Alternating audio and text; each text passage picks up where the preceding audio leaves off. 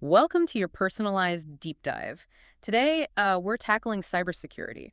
Specifically, we're going to extract the most important points from some pretty intense CISSP bootcamp materials. Yeah, that's right. We're talking about the same insights professionals use every day to protect their organizations. You'll be surprised how relevant this is to your own digital life. Okay, let's unpack this. We're talking data privacy like GDPR, the wild world of cryptography, cloud security, and even a touch of ethical hacking. Ready to get started. Absolutely. It's fascinating to see how all these seemingly separate concepts are all connected when it comes to keeping data safe. All right, so first up, data privacy. We hear about GDPR all the time, but what does it actually mean for, well, me? GDPR, the General Data Protection Regulation, really changed the game for how companies handle your personal data. Think about all those cookie notices you see on websites now. That's GDPR in action. It gives you more control over what information companies collect and how they use it. So it's not just about companies keeping data safe, but it's about respecting May Y rights. Exactly. GDPR is all about putting you in the driver's seat. It forces companies to be transparent about what they're collecting, why they need it, and how long they'll keep it. They can't just hoard your data anymore. Okay, so that's GDPR. But the source material also mentions other frameworks like NIST, ISO, and CIS benchmarks. It's like a whole alphabet soup of security. Think of these frameworks as different blueprints for building a secure system. NIST, for example, is a U.S. government agency that sets cybersecurity standards for pretty much every industry. ISO is an international organization with its own set of standards. And while CIS benchmarks offer more specific guidance for configuring different systems, it's about choosing the right tools for the job. So it's like having different recipes for cybersecurity. You pick the one that best suits your needs. That's a great way to put it. And some organizations might even be legally required to follow specific frameworks, while others adopt them voluntarily to improve their security posture. Got it. It's all about finding the right recipe to keep those cybercriminals at bay. Speaking of cybercriminals, the source material also dives into intellectual property. How do those two connect? Think of it this way. Cybercrime is using computers or networks for illegal activities. Intellectual property is all about creations of the mind, inventions, designs, even creative works like music or books. Cybercrime and intellectual property collide when criminals use technology to steal or misuse those creations. So like when someone hacks into a company to steal their secret formula for, say, the world's best cookie dough. Exactly. Or when someone illegally downloads and shares a movie that's still in theaters. It's about protecting the rights of creators in the digital world. Wow, that makes sense. And the source material mentions different types of intellectual property, trademarks, patents, copyrights, and trade secrets. It's a lot to keep track of. It is. Each type has its own legal protections. But enforcing those protections in the digital world is a whole other challenge. The internet is global, making it incredibly difficult to track down cybercriminals and hold them accountable. It sounds like playing whack-a-mole on a global scale. So how do organizations even begin to protect themselves from these cyber threats? One of the most important things is having a good plan for business continuity and disaster recovery. It's all about resilience, being able to bounce back even if something bad happens. So it's like having a backup plan and maybe even a backup to your backup plan.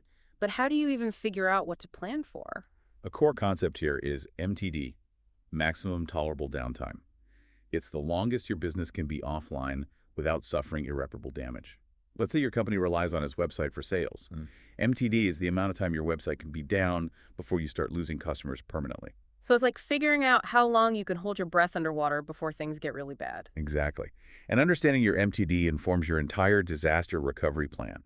Things like data backups, restoration procedures, and having alternate systems in place to keep critical operations running, even during an attack or a natural disaster. That makes sense. It's like having a lifeboat and a flare gun, just in case your ship springs a leak. But what about stopping those leaks in the first place? The source material talks about defense in depth.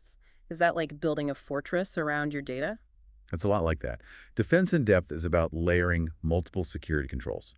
Think of it as having a moat, a wall, and guards protecting a castle. If one layer fails, the others are still there to back it up. So don't put all your eggs in one security basket. Precisely. These layers can include things like firewalls to block unauthorized access from the internet, intrusion detection systems to monitor for suspicious activity inside your network, strong passwords, and multi-factor authentication to protect accounts, and even physical security measures like locks and cameras to protect your equipment. So if a hacker manages to climb over your wall, the guards are there to sound the alarm and call for reinforcements. Exactly. It's all about making it as difficult as possible for attackers to succeed and minimizing the damage they can cause if they do get in. And another key principle is least privilege. Least privilege. What's that all about? It's like giving someone a key to the castle, but only to the rooms they absolutely need to be in. If their key is stolen or they turn rogue, the damage they can cause is limited. So it's about containing the blast radius. That's smart. Now, the source material also gets into some pretty complex stuff like security models. Bella Padula, Biba, Clark Wilson. This is where my brain starts to feel a little overloaded. Can we break this down? Absolutely. While these models can seem abstract, they're the foundation for how we design secure systems. Bella Padula, for example, is all about confidentiality, preventing top-secret information from falling into the wrong hands. So like making sure the blueprints for that top-secret cognito recipe don't get leaked. Exactly. It uses the concept of security classifications, like top secret or confidential, and makes sure information only flows upwards to people with the right clearance. Okay, so that's Bella Padula. What about Biba? Biba is all about data integrity, making sure no one tampers with sensitive information. It's kind of the opposite of Bella Padula. Information flows downwards to prevent contamination.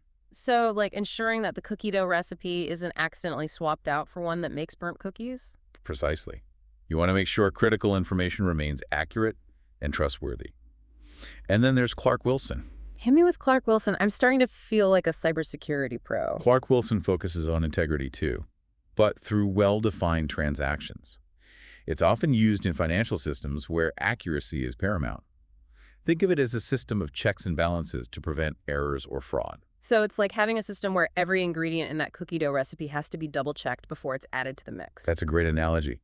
It's all about making sure the right people follow the right procedures to maintain data integrity. This is making me realize how much thought goes into building secure systems. But the source material also gets into some technical details about operating systems like kernel mode and user mode. Is this getting a bit too deep for our dive? It's worth touching on because it highlights how systems are designed with security in mind. Kernel mode is like the control center of your computer. It has full access to everything. User mode is where your apps run, with limited access to prevent them from causing too much trouble. So it's like having a supervisor who keeps an eye on the workers to make sure they don't accidentally break anything important. Exactly. And this separation of powers is essential for preventing a single rogue app from crashing your whole system or stealing sensitive data. Okay, that makes sense. It's all about checks and balances. Now, before we move on, I have to ask, what's the deal with those rings mentioned in the material? The rings. Think of them like levels of access within the operating system. Ring zeros is the most privileged. That's where the kernel operates. Higher numbered rings have fewer privileges, limiting the potential damage from security breaches. So it's like a hierarchy of access with the most trusted entities at the top and everyone else further down the chain. Precisely. It's all about minimizing the risk by controlling who has access to what. This is really making me appreciate all the work that goes into building secure systems. But speaking of assessing risk, the source material also mentions threat modeling. Is that like trying to think like a cybercriminal? It is. Threat modeling is about putting yourself in the attacker's shoes, trying to anticipate their moves, and identifying vulnerabilities before they do. The first step is figuring out what you're trying to protect, your crown jewels, the data or systems that would be most damaging if compromised. So figuring out what really matters and then planning how to defend it. Exactly. It could be sensitive customer data, financial records, proprietary algorithms, anything that would cause significant harm if it fell into the wrong hands. Once you know what you're protecting, you can start thinking about the threats. There are methodologies like STRIDE to help you systematically analyze potential attack vectors. STRIDE, what does that stand for? It stands for spoofing, tampering, repudiation, information disclosure, denial of service, and elevation of privilege. It's basically a checklist of different ways an attacker might try to exploit your system. So you're basically categorizing all the different ways someone might try to mess with your cookie dough recipe. Stealing it, changing it, deleting it, even just preventing people from accessing it. Exactly. By thinking through these categories, you're more likely to spot vulnerabilities and shore up your defenses. It's like a game of chess, thinking a few moves ahead to anticipate your opponent's strategy. I'm starting to see how this all fits together. But before we get too lost in the strategy, the source material dives deep into cryptography, turning information into secret codes. Is this where I need a degree in advanced mathematics to keep up? Not at all.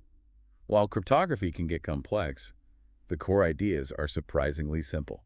It's all about protecting information by transforming it into an unreadable format, except for those with the key to unlock it. Think of it like putting a message in a locked box that only the intended recipient has the key to open. So it's like sending a secret message written in invisible ink. That's a great analogy. And one of the fundamental principles is Kirchhoff's principle. It says a crypto system should be secure even if the enemy knows how it works. The security depends entirely on keeping the key secret. So it's not about hiding the recipe, it's about keeping the vault locked up tight. Makes sense. But are there different types of cryptographic locks or ciphers? Absolutely. There are tons of different ciphers, each with its own strengths and weaknesses. Some, like simple substitution ciphers, are easy to understand but also easy to break. Others, like polyalphabetic ciphers, use multiple alphabets to make them much tougher to crack. And then there are transposition ciphers, which jumble up the letters of the message according to a specific pattern. So it's like scrambling the letters instead of just replacing them with different ones? Exactly. And the complexity of the cipher, combined with the size of its key space, determines how strong it is. Key space. Is that like the number of possible keys on a giant key ring? That's a great way to visualize it. The larger the key space, the more possible combinations an attacker would have to try to crack the code. This brings us to one of the most important innovations in cryptography. Public key cryptography, or PKI. Okay, I've heard of public key cryptography, but I've never really understood how it works. Can you explain it? Imagine you want to send me a secret message. With PKI, I give you a special lockbox that only I have the key to open. You can put your message in the box and lock it, but only I can open it to read the message. So anyone can send me a message, but only I can read it? That's pretty cool. But how does that work in practice? It uses two keys, a public key that anyone can use to encrypt a message, and a private key that only the recipient has to decrypt it. Think of it like a mailbox with two slots, one for incoming mail, public key, and one for outgoing mail, private key. So the public key is like the address on the mailbox, and the private key is the key that opens the mailbox. Exactly. And this system isn't just for secret messages. It's also used for digital signatures, which are like a digital fingerprint that proves a message really came from you and hasn't been tampered with. Wait, so how do digital signatures work? Imagine I'm sending you that secret cookie dough recipe. I first create a unique hash of the recipe, a sort of digital fingerprint. Then I encrypt that hash using my private key, creating a digital signature. When you receive the recipe, you can use my public key to decrypt the signature and compare it to the hash you calculate yourself. If they match, you know it's really from me and hasn't been altered along the way. So it's like a tamper-proof seal of authenticity. Precisely. And this system is used everywhere online, from secure websites, HTTPS, to email encryption, like OpenPGP. It's one of the pillars of modern cybersecurity. This is blowing my mind. Public key cryptography is like this secret ingredient that makes the internet secure. But what about those digital certificates I hear about all the time? What are those? Think of a digital certificate, like a passport for a website. It's issued by a trusted authority, like a government for passports, and verifies that a website is who it claims to be. So it's like a digital ID card that says, this website is legit. You can trust it with your credit card information. Exactly. When you visit a secure website, your browser automatically checks its certificate to make sure it's valid and hasn't been tampered with. If something's wrong, you'll usually see a warning message telling you to proceed with caution. That explains those scary warning messages I sometimes see. So it's like the browser is checking the website's ID before letting me in. But with all these keys flying around, how do you keep track of them? That seems like a logistical nightmare. That's where key management comes in. It's a whole system for securely generating, storing, distributing, and even revoking cryptographic keys. It's essential for keeping your encryption strong and preventing those keys from falling into the wrong hands. So it's like having a really organized keychain for all your digital keys. Exactly. And there are even key escrow services, which are like having a spare key with a trusted friend just in case you lose yours. Okay, that makes sense. But it also sounds risky. What if your trusted friend isn't so trustworthy after all? That's the trade-off with key escrow, convenience versus security. It's a complex issue, but having a plan for key management is crucial for anyone using encryption. This is making me realize just how many layers there are to cybersecurity. It's like peeling back the layers of an onion. There's always more to discover. But speaking of layers, the source material also delves into different types of attacks against encryption. It seems like the bad guys are always trying to find new ways to break the code. That's right. Attackers are constantly developing new techniques to exploit vulnerabilities. Some, like brute force attacks, involve trying every possible key combination until they find the one that works. It's like trying every key on a giant key ring until you find the one that opens the lock. That sounds incredibly tedious. It can be, especially with strong encryption and large key spaces. That's why attackers often use smarter methods, like dictionary attacks, which try common passwords and phrases. So it's like trying the keys you think are most likely to work first. Exactly. And then there are rainbow tables, which are pre-computed tables of hashes and their corresponding passwords. If an attacker can get their hands on your password hash, they can use a rainbow table to quickly look up the password itself. So it's like having a cheat sheet for cracking passwords. That sounds dangerous. It is. And there are even more sophisticated attacks, like factoring attacks, which target specific mathematical weaknesses in certain encryption algorithms, and side-channel attacks, which exploit information leaked by a system during its operation, like power consumption or timing variations. So it's like listening for the clicks of a safe dial to figure out the combination. That's a great analogy. These attacks can be very sophisticated, but there are ways to strengthen your defenses, like using strong passwords, salting password hashes, which basically makes them harder to crack, using rainbow tables, and implementing multi-factor authentication. Multi-factor authentication. We talked about that earlier, needing something you know, a password, something you have, a phone, and something you are a fingerprint to log in. It's like having multiple locks on the same door. Exactly. And it makes it much harder for attackers to get in, even if they manage to steal one of your factors. This is all making me realize how much thought and effort goes into keeping our digital lives secure. But we've covered so much ground already. It's amazing how much information is packed into these CISSP bootcamp materials. We have. But we've only just scratched the surface of the vast and fascinating world of cybersecurity. There's so much more to explore. I'm already feeling like a cybersecurity expert in training. But let's shift gears and talk about network security next. After all, we're all connected these days, and those connections need protection too. Absolutely. Networks are like the arteries of the digital world, carrying data back and forth. And just like our own bodies, they need strong defenses to stay healthy. So firewalls are like the immune system of a network, fighting off those nasty viruses and infections. That's a great analogy. Firewalls are like gatekeepers, controlling the flow of traffic in and out of a network. They block unauthorized access and filter out malicious packets. So they're like border patrol agents for the digital world. Exactly. But to understand how they work, we need to dive into the underlying infrastructure of networks, the OSI model and the TCP/IP suite. These are the blueprints that govern how network communication works. Okay, so this is like understanding the roads, traffic lights, and communication systems that make up the internet. Precisely. The OSI model has 7 layers, while TCP/IP have 4. But the main takeaway is that each layer has specific protocols and devices that work together to enable communication. It's a symphony of digital signals. So it's like a complex orchestra with different instruments playing in harmony to create beautiful music. That's a beautiful way to put it. And to keep the music playing smoothly, we have protocols like ARP, which helps devices find each other on the network, and ICMP, which is used for error reporting and diagnostics. And then there are the workhorses of the internet, TCP and UDP. TCP and UDP, those sound familiar. Aren't they used for different types of internet traffic? Exactly. TCP is like a reliable courier service, ensuring that data arrives at its destination intact and in order. It's used for things like web browsing, HTTP, and secure file transfer, SFTP. UDP, on the other hand, is like sending a postcard. It's faster, but doesn't guarantee delivery. It's often used for things like streaming video and online gaming, where speed is more important than perfect accuracy. So TCP is for when you need to be sure the message gets through, and UDP is for speed. Precisely. And then we have DNS, which is like the phone book for the internet, translating human-readable domain names like google.com into IP addresses that computers understand, and DHCP, which automatically assigns IP addresses to devices on a network. So DNS is like a translator, and DHCP is like an automated address assignment service. Exactly.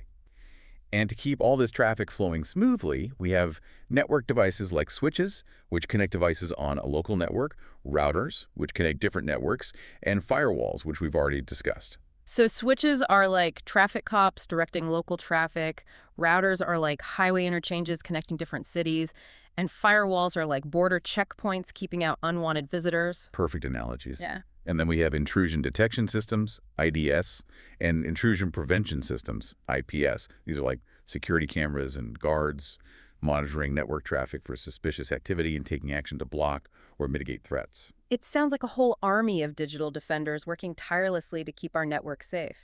But what about wireless security? I mean, Wi-Fi is everywhere these days, from cafes to airports to our own homes. Wireless networks present their own unique set of challenges. One issue is with older cellular networks and protocols like CDMA and GSM. They have known vulnerabilities that attackers can exploit to intercept calls or steal data. So even our phone calls aren't completely secure. Unfortunately, no communication system is perfectly secure.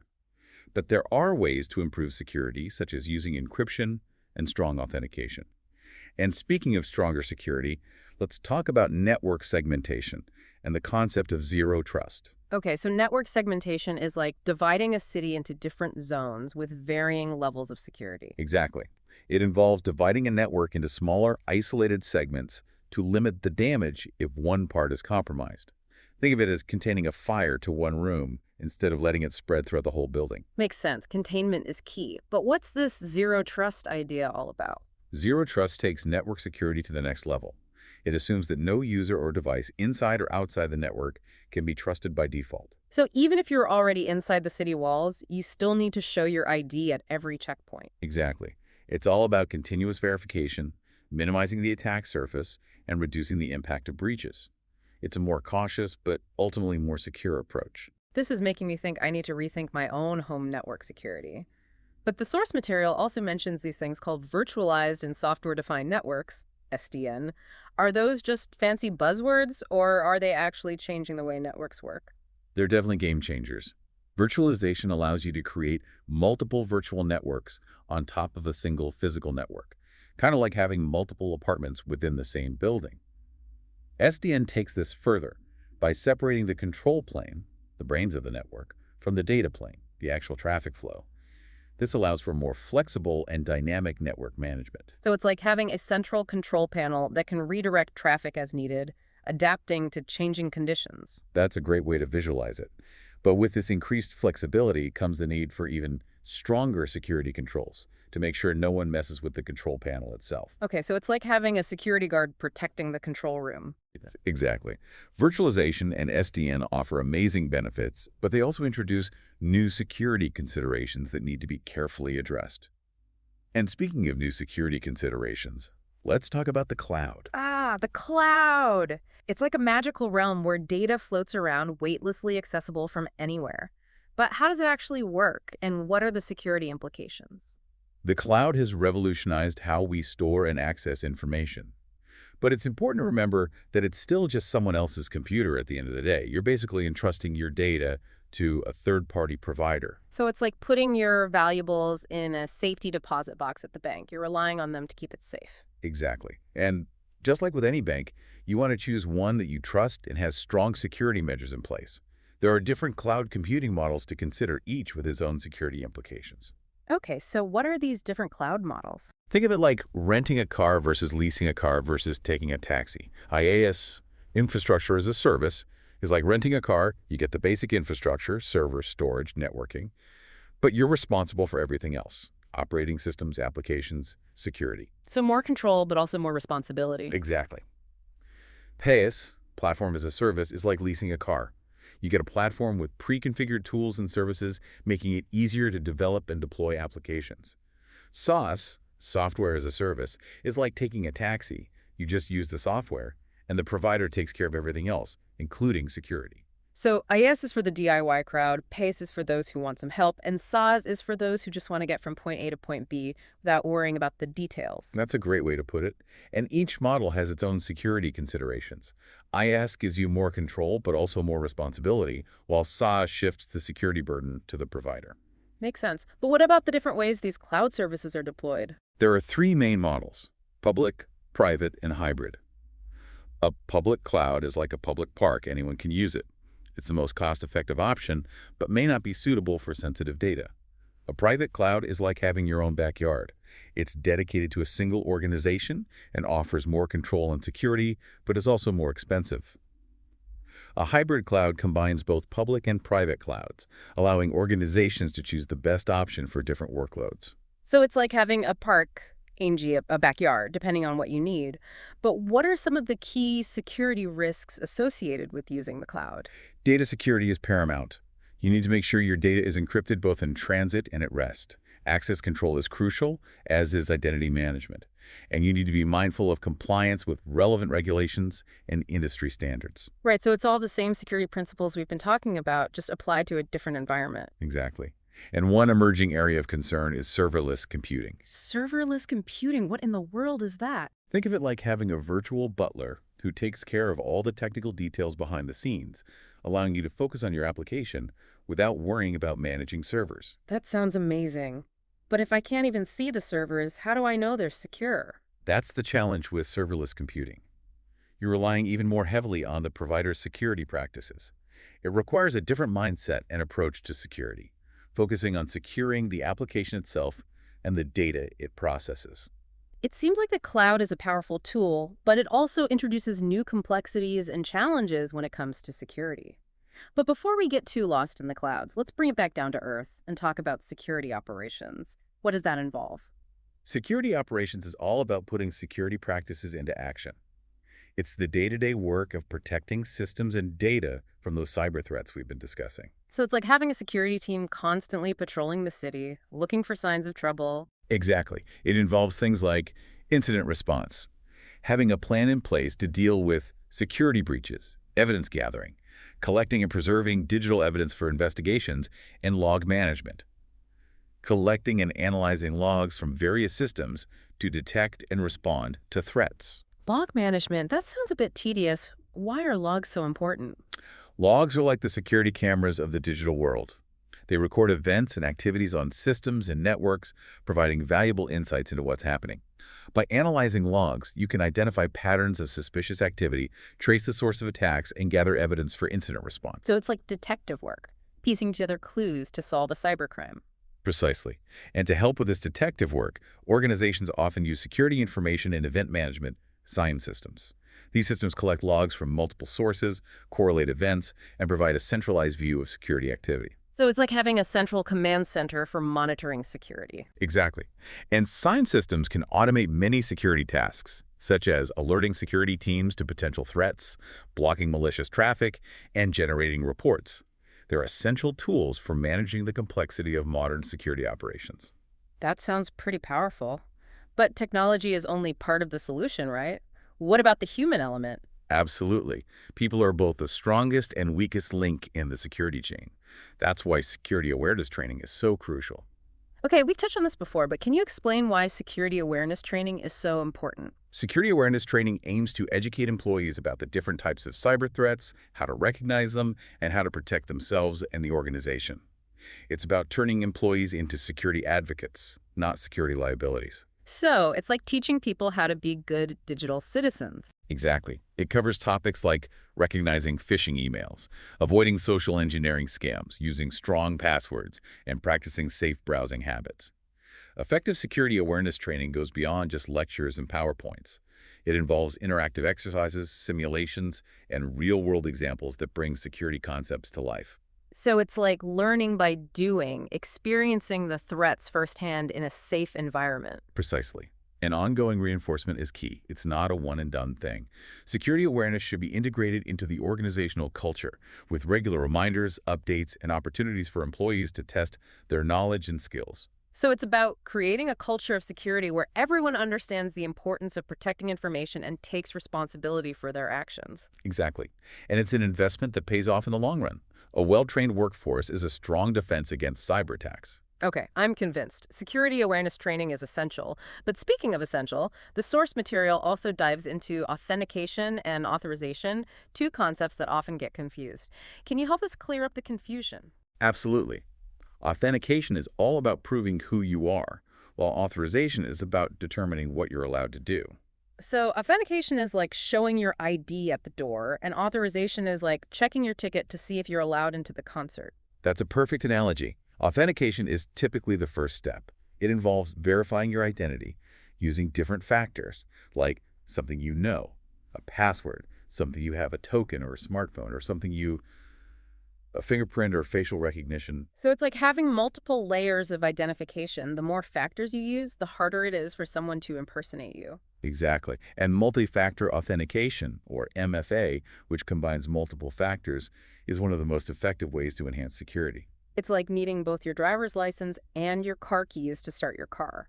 But what about those authentication protocols I see mentioned in the material? Things like PAP, CHAP, EAP, Radius, and TAXAS, plus AIR. Do I need to memorize all those? For this deep dive, it's more important to understand the general concept. These protocols define how devices communicate and verify each other's identities during the authentication process. So it's like the secret handshake they use to make sure they're talking to the right party? Exactly. Mm. And once you're authenticated, authorization kicks in to determine what you're allowed to access or do. There are different access control models like role-based access control, RBAC, which grants permissions based on job roles, and attribute-based access control, ABAC, which is more granular, and takes into account various attributes of users, resources, and the environment. So RBAC is like assigning access based on your job title, and ABAC is like having more tailored access based on specific needs and characteristics. Precisely. And identity and access management IAM systems provide a centralized way to manage all this. Users, roles, permissions, and access policies across an entire organization. It sounds like a complex web of permissions and controls, but I'm starting to see how it all fits together. Authentication proves who you are, authorization determines what you can do, and access control models and IAMing systems provide the framework for managing it all. It's like a carefully choreographed dance of security. That's a great way to put it. And this dance is essential for keeping our digital lives safe and secure. This is making me realize how much thought and effort goes into every aspect of cybersecurity, from the underlying infrastructure to the complex algorithms to the human element. It's a never-ending battle against those who seek to exploit vulnerabilities and disrupt our digital lives. It is a constant battle, but it's a battle worth fighting. The stakes are high, and the consequences of failure can be devastating. But with knowledge, awareness, and a commitment to continuous improvement, we can make the digital world a safer place for everyone. This has been an incredible journey so far. We've covered so much ground, but there's still so much more to explore. Are you ready to dive into the next chapter of our cybersecurity adventure? Absolutely. I'm excited to see what other insights we can uncover. Let's jump into another crucial aspect of cybersecurity, securing the software itself. This is where software development security comes in. Okay, so this isn't about protecting the networks that software runs on, but making sure the software itself is secure from the ground up. You got it. One important principle is shifting left, which means integrating security into every stage of the software development process. Think of it like this. You wouldn't build a house and then realize you forgot to put locks on the doors, would you? Definitely not. That's just asking for trouble. Sure. So shifting left is about building security into the foundation of the software, not just adding it as an afterthought. Precisely. It's about thinking about security from the very beginning. Designing secure architectures, using secure coding practices, incorporating security testing throughout the entire development lifecycle. So it's like having a security consultant on site during the entire construction process, making sure everything is built to code. That's a great analogy. And secure coding practices are all about writing code that's resistant to attacks, like avoiding common vulnerabilities such as buffer overflows and SQL injection. Imagine those vulnerabilities as weak spots in your house's foundation. Attackers can exploit them to break in. Okay, so it's like making sure the walls are strong and there are no cracks for the bad guys to slip through. Exactly. And just like a building inspector checks for structural integrity, code reviews and security testing are crucial for catching vulnerabilities before the software is released into the wild. So code reviews are like having a second set of eyes, check your work for errors and potential security flaws. Exactly. And security testing involves using automated tools and manual techniques to probe the software for weaknesses and make sure it can withstand attacks. It sounds like a rigorous process, but I guess it's better to find and fix those vulnerabilities before they're exploited in the real world. Absolutely. It's much easier and less costly to address security issues early in the development process than to deal with the fallout of a breach later on. This is making me realize how much work goes into creating secure software. It's not just about writing code that works. It's about writing code that's resilient and can withstand attacks. Yeah. But let's shift gears again. What about physical security? In this digital age, it seems like everything is online, but physical security must still be important, right? Absolutely.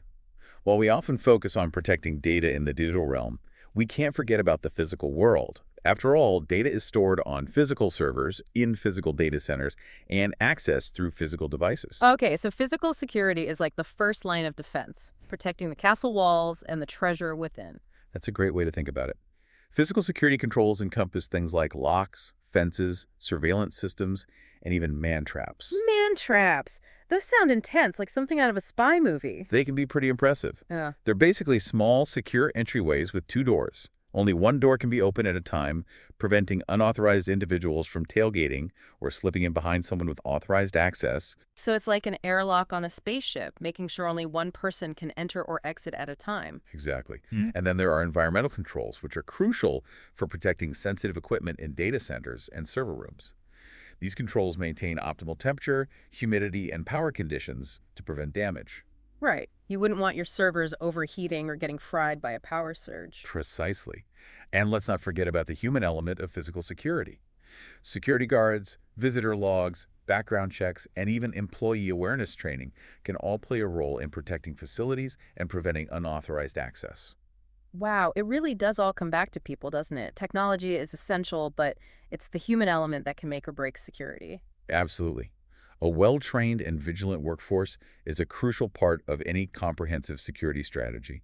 Okay, so we've covered a lot of ground here, from the importance of physical security to the complexities of software development security. It's clear that cybersecurity is a multifaceted beast with many layers and moving parts. But before we move on, can we circle back to something you mentioned earlier, ethical hacking? It sounds like a bit of an oxymoron. How can hacking be ethical? It's a great question. Ethical hacking, or penetration testing, is about using the same techniques and tools as malicious hackers, but with permission and for good purposes. Think of it like having a security consultant try to break into your house to identify weaknesses in your security system. So it's like a friendly burglar who helps you improve your home security. Exactly. Ethical hackers are skilled professionals who use their knowledge to help organizations identify and fix vulnerabilities. They conduct vulnerability assessments, penetration tests, and other security audits to find weaknesses and recommend solutions. So they're like the good guys of the hacking world, using their powers for good. But how do you become an ethical hacker? There are many paths to becoming an ethical hacker. Some people start out in IT or cybersecurity roles and then specialize in penetration testing. Others pursue specialized training and certifications, like the Certified Ethical Hacker, CEH certification. So it's a skilled profession that requires specialized knowledge and a deep understanding of cybersecurity. Absolutely. Ethical hackers need to understand operating systems, networks, applications, and security protocols inside and out. They also need to be creative thinkers and problem solvers, able to think like an attacker and anticipate their moves. It sounds like a challenging but rewarding career. But let's switch gears again and talk more about security awareness training. We've mentioned it a few times already, but why is it so important and what makes it effective? Security awareness training is crucial because, as we've discussed, people are often the weakest link in the security chain. Attackers often exploit human weaknesses, lack of awareness, carelessness, or trust to gain access to systems and data. Think about those phishing emails that trick people into clicking on malicious links or giving away sensitive information. A well-trained employee is much less likely to fall for these tricks. Right, because even the most sophisticated security technology can be bypassed if someone accidentally opens the door for the attacker. Exactly. Effective security awareness training aims to educate users about common threats, like phishing, malware, social engineering, and ransomware, and to equip them with the knowledge and skill to protect themselves and the organization. It's about creating a culture of security where everyone understands the importance of protecting information and feels empowered to take action. So it's about empowering employees to be the first line of defense. Precisely. And effective training goes beyond just lectures and boring presentations. It involves interactive exercises, simulations, and real-world examples that bring security concepts to life and make them more engaging and relatable. So it's like a cybersecurity boot camp for employees, making it fun and interactive so people actually remember what they've learned. That's a great way to put it. And ongoing reinforcement is essential. It's not enough to just have one training session a year. Security awareness needs to be integrated into the organizational culture with regular reminders, updates, and opportunities for employees to test their knowledge and skills. So it's about creating a culture of continuous learning and improvement when it comes to security. Exactly. It's about making security everyone's responsibility, not just the IT departments. This makes me realize how much we rely on technology in our daily lives and how important it is to be aware of the risks. We trust websites with our credit card information, we connect to public Wi-Fi networks without thinking twice, we share personal details on social media. It's a wonder anything stays secure. It's easy to become complacent in the digital age, where convenience often trumps security. But it's crucial to remember that cybersecurity is everyone's responsibility. We all play a role in protecting ourselves, our organizations, and our communities. Right, because cybersecurity is not just about protecting data. It's about protecting people, their livelihoods, their privacy, and their peace of mind. It's about creating a safer digital world for everyone. Well said. And that brings us back to those security models we discussed earlier. Bella Padula, Biba, Clark Wilson. While they may seem abstract, they lay the foundation for many of the security practices we use every day. Okay, remind me again why these models are so important. They provide a framework for understanding and designing secure systems based on different security goals. For example, Bella Padula focuses on confidentiality, preventing unauthorized disclosure of information. So like making sure those top secret cookie dough recipes don't fall into the wrong hands. Exactly.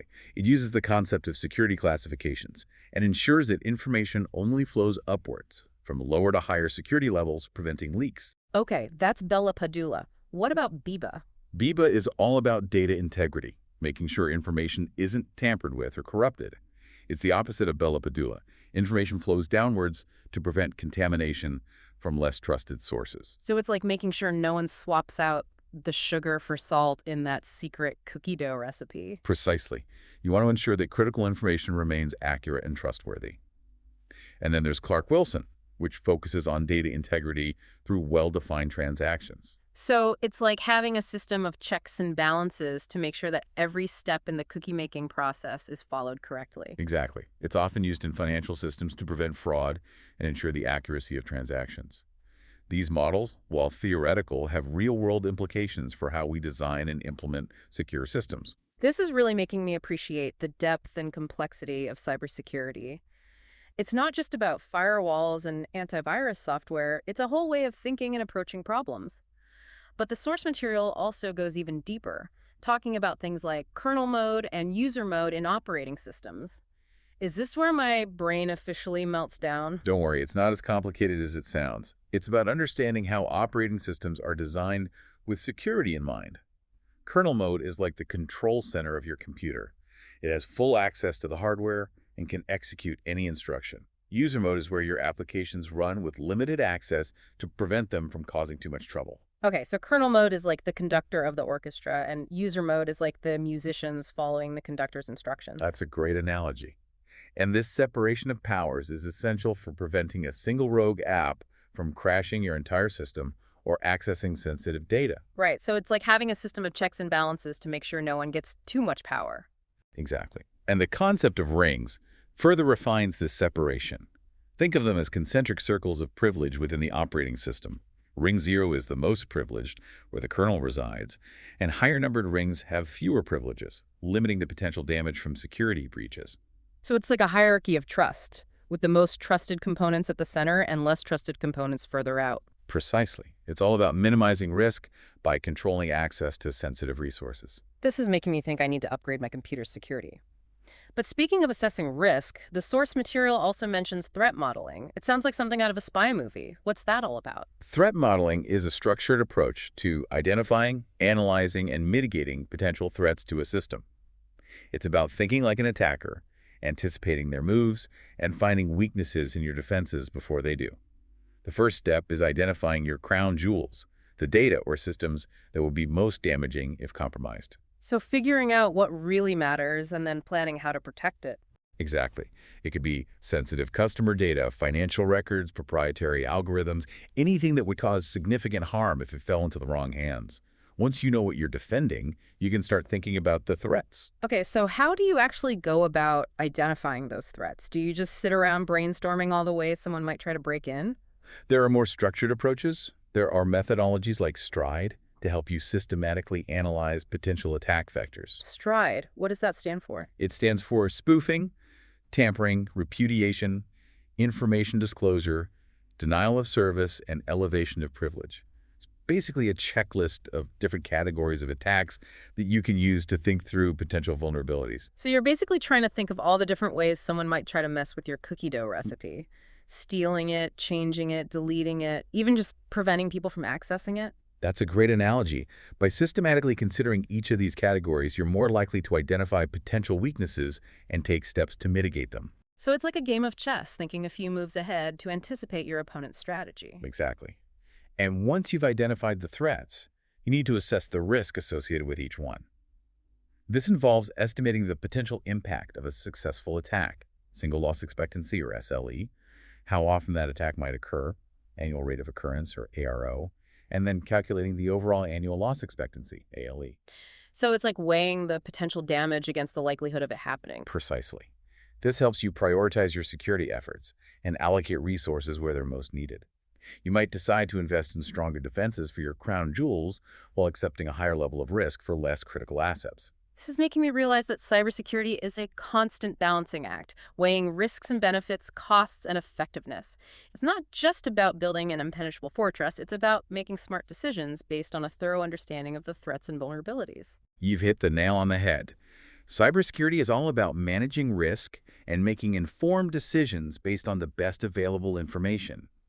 It's a dynamic field that requires constant adaptation and learning. This has been an incredible journey so far. We've covered so much ground, but there's still so much more to explore. Are you ready to dive into the next chapter of our cybersecurity adventure? Absolutely. I'm excited to see what other insights we can uncover. Okay, so we've talked about protecting networks, software, even physical spaces, but what about the data itself? That's where cryptography comes in, right? Turning information into secret codes to keep it safe from prying eyes. You got it. Cryptography is all about transforming data into a format that's unreadable without the proper key. Think of it like putting a message in a locked box that only the intended recipient can open. So it's like sending a secret message written in invisible ink, only visible to those who know the secret. That's a great analogy. And there's a fundamental principle in cryptography called Kirchhoff's principle, which states that a crypto system should be secure even if everything about the system, except the key, is public knowledge. So it's not about hiding the recipe itself, it's about keeping the vault locked up tight. That makes sense. Exactly. But aren't there tons of different ways to create those cryptographic locks or ciphers? Absolutely. There's a whole world of different ciphers out there, each with its own strengths and weaknesses. Some are simple, like a basic substitution cipher where each letter is replaced by another letter, but those are pretty easy to crack. It's like those secret decoder rings we had as kids. Fun, but not exactly Fort Knox level security. Exactly. That's why more complex ciphers, like polyalphabetic ciphers, use multiple alphabets to make them much harder to break. And then there are transposition ciphers, which scramble the letters of a message according to a specific pattern. So it's like shuffling the letters around instead of just replacing them with different ones, like a digital jigsaw puzzle. You got it. And the complexity of the cipher, combined with the size of its key space, determines how strong it is. Key space. That sounds intriguing. Is it like a secret headquarters for cryptography experts? Not quite. It refers to the total number of possible keys that can be used in a particular cipher. The larger the key space, the more possible combinations an attacker would have to try to crack the code. So it's like having a giant key ring with millions of keys on it. Good luck finding the right one. Exactly. And that brings us to one of the most important innovations in cryptography, public key cryptography, or PKI. It's a revolutionary concept that uses pairs of keys, a public key that can be freely shared, and a private key that must be kept secret. Okay, I've heard of public key cryptography, but I've never really understood how it works. Can you break it down for me? Imagine you want to send me a secret message. With PKI, I would give you a special lock that only I have the key to open. You can lock your message in a box using that lock, but only I can unlock the box to read the message. So anyone can send me a message, but only I can read it. That's pretty slick. But how does that work in practice? It relies on two keys. A public key that anyone can use to encrypt a message, and a private key that only the recipient has to decrypt the message. Think of it like a mailbox with two slots, one for incoming mail and one for outgoing mail. The public key is like the address on the mailbox, and the private key is the key that opens the mailbox. So the public key is like the address on the envelope, and the private key is the key to my mailbox. Exactly. And this system isn't just for secret messages, it's also used for digital signatures, which are like a digital fingerprint that proves a message came from a particular sender and hasn't been tampered with. Digital signatures, that sounds futuristic. How do those work? Let's say I'm sending you an important document, like a contract.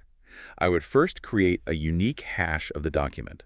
This is like creating a digital fingerprint. Then I would encrypt that hash using my private key, creating a digital signature that's attached to the document. When you receive the document, you can use my public key to decrypt the signature and compare it to the hash you calculate yourself. If they match, you know it's really from me. It hasn't been altered. So it's like a tamper-proof seal that guarantees authenticity. Precisely. And this is used everywhere online, from secure websites, HTTPS, to email encryption. This is mind-blowing. Public key cryptography sounds like the secret sauce of the internet. But what about those digital certificates we hear about all the time? What are those all about? Think of a digital certificate as a digital passport for a website or an individual. It's issued by a trusted authority, called a certificate authority, and verifies that the website is who they claim to be. So it's like a digital ID card that says, this website is legit, you can trust them with your information? Exactly. When you visit a secure website, your browser automatically checks its digital certificate to make sure it's valid and hasn't been tampered with. If something's fishy, you'll usually get a warning message. That explains those scary warning messages that pop up sometimes. It's like the browser is checking the website's ID before letting me in. But with all these keys floating around, how do you keep them all organized and secure? That's where key management comes in. It's a whole system for securely generating, storing, distributing, and even revoking those cryptographic keys. It's essential for maintaining strong encryption and preventing those keys from falling into the wrong hands. So it's like having a really, really secure keychain for all your digital keys. You got it. And there are even key escrow services, which are like having a spare key with a trusted friend in case you lose yours. Okay, that makes sense. But it also sounds a little risky. What if your friend isn't so trustworthy after all? That's the trade-off with key escrow. Convenience versus security. It's a complex issue, but having a plan for key management is crucial for anyone using encryption. This is making me realize just how many layers there are to cybersecurity. It's like peeling back the layers of an onion. There's always more to discover. But speaking of layers, the source material also mentions different types of attacks against encryption. It seems like the bad guys are always trying to find new ways to break the code. That's right. Attackers are constantly developing new techniques to try to exploit vulnerabilities in encryption systems. Some attacks are pretty straightforward, like brute force attacks, where they simply try every possible key combination until they find the one that works. That sounds incredibly tedious. It can be, especially for strong encryption with large key spaces. That's why attackers often employ more sophisticated methods. Dictionary attacks use lists of common passwords and phrases, trying them out to see if they work. It's like trying the keys you think are most likely to work first. Makes sense. Work smarter, not harder. Exactly. And then there are rainbow tables, which are pre-computed tables of hashes and their corresponding passwords. If an attacker can get their hands on a password hash, they can use a rainbow table to quickly look up the corresponding password. So it's like having a cheat sheet for cracking passwords. That sounds dangerous. It is, which is why techniques like salting passwords are used to make them much more resistant to rainbow table attacks. Salting, is that like adding some spice to your password to make it harder to swallow? You could say that. It essentially adds random data to each password before it's hashed, making it much harder to crack using pre-computed tables. Clever. So what other tricks do these attackers have up their sleeves? Well, there are also factoring attacks, which specifically target crypto systems that rely on the difficulty of factoring large prime numbers. And then there are side channel attacks, which exploit information leaked by a system during its operation, like power consumption or timing variations. So it's like listening for the clicks of a safe's dial to figure out the combination. Sneak. Exactly. These attacks can be very sophisticated and difficult to defend against, but there are techniques to strengthen your defenses, such as using strong, unique passwords, salting password hashes, and implementing multi-factor authentication. Multi-factor authentication, our old friend, adding those extra layers of security. So we've covered a lot of ground here, from data privacy and intellectual property to the nitty-gritty of cryptography and network security to the human element of security awareness training. It's clear that cybersecurity is a complex and ever-evolving field, and it's crucial for everyone to understand the basics, not just the experts. You've summed it up perfectly. Cybersecurity is everyone's responsibility. The more we understand about the threats and the ways to protect ourselves, the safer we'll all be. This deep dive has been a real eye-opener for me. I feel like I've learned so much. But as we wrap up, I have one final question. With technology constantly evolving, what does the future hold for cybersecurity? What new challenges and opportunities are on the horizon? That's a great question. One of the biggest trends we're seeing is the rise of artificial intelligence, AI. AI can be a powerful tool for both good and bad. It can help us analyze vast amounts of data to detect and respond to threats faster and more effectively. But it can also be used by attackers to create more sophisticated and evasive attacks. So it's a double-edged sword. AI could be our greatest ally or our worst enemy in the fight for cybersecurity. Exactly. It all depends on how we develop and use it. Another big challenge is the increasing complexity of our digital world. As we connect more devices and systems to the internet, we create more potential points of vulnerability. Securing this ever-expanding attack surface will require new approaches and innovative thinking. It sounds like the cybersecurity field will only become more important and challenging in the years to come. Absolutely. It's a dynamic field with no shortage of opportunities for those who are passionate about protecting our digital world. Well, on that note, I want to thank you for joining me on this incredible deep dive into the world of cybersecurity. I hope our listeners have enjoyed the journey and learned as much as I have. Remember, knowledge is power, especially when it comes to protecting yourself and your digital life. It's been my pleasure. Stay safe out there. Yeah.